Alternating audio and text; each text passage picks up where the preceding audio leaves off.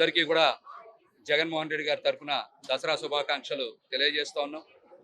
మరి దసరా ఉత్సవాలంటేనే విజయవాడ నగరంలో ఎంతో ఘనంగా నిర్వహిస్తారు.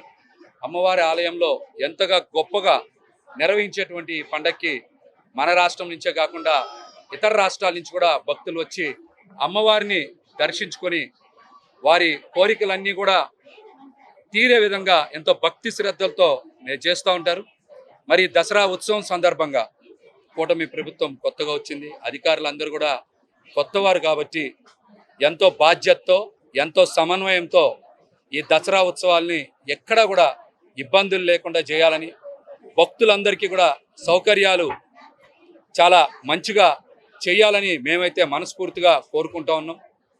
మరి 2 రోజుల నుంచి నేను కూడా చూస్తూ ఉన్నా, చిన్న చిన్న వివాదాలు కూడా అన్నీ బయటకు వస్తూ ఉన్నాయి.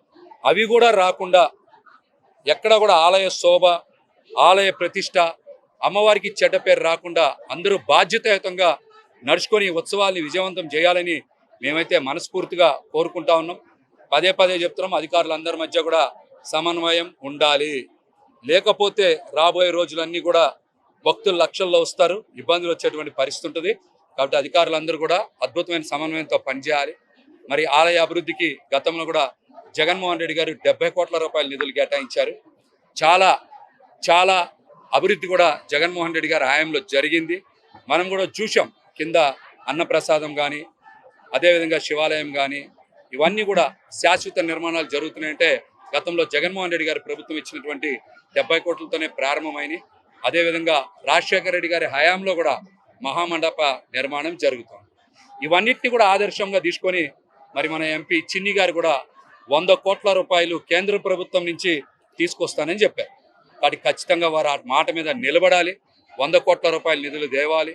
అమ్మవారి ఆలయ అభివృద్ధికి వారు కూడా కృషి చేయాలని కూడా మరి నేను ఈ సందర్భంగా తెలియజేస్తూ, చాలామంది ఇప్పుడు ఎలా పడితే అలా మాట్లాడుతూ ఉన్నారు. దయచేసి దేవుళ్ళని, దేవాలయాల్ని రాజకీయాలకి వాడుకోవద్దని వారందరికీ తెలియజేస్తూ ఉన్నా.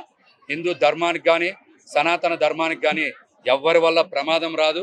వేల సంవత్సరాల నుంచి ఎన్నో దాడులు జరిగితేనే ఎవ్వరు కూడా సనాతన హిందూ ధర్మాన్ని ఒక్క ఇసుక రేణు కూడా కదల్చలేనటువంటి పరిస్థితి.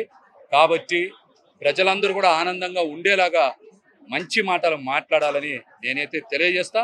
మరొకసారి విజ్ఞప్తి చేస్తా ఉన్నా, దేవాలయాల్ని, దేవుళ్ళని కూడా రాజకీయాలకి వినియోగించుకోవద్దని విజ్ఞప్తి చేస్తా. మరొక్కసారి మా అందరి తరపున కూడా దసరా శుభాకాంక్షలు తెలియజేస్తా ఉన్నా. మరిన్ని వీడియోస్ కోసం ఛానల్ ని సబ్స్క్రైబ్ చేయండి. లేటెస్ట్ అప్డేట్స్ కోసం వాట్సాప్ ఛానల్ ని ఫాలో చేయండి.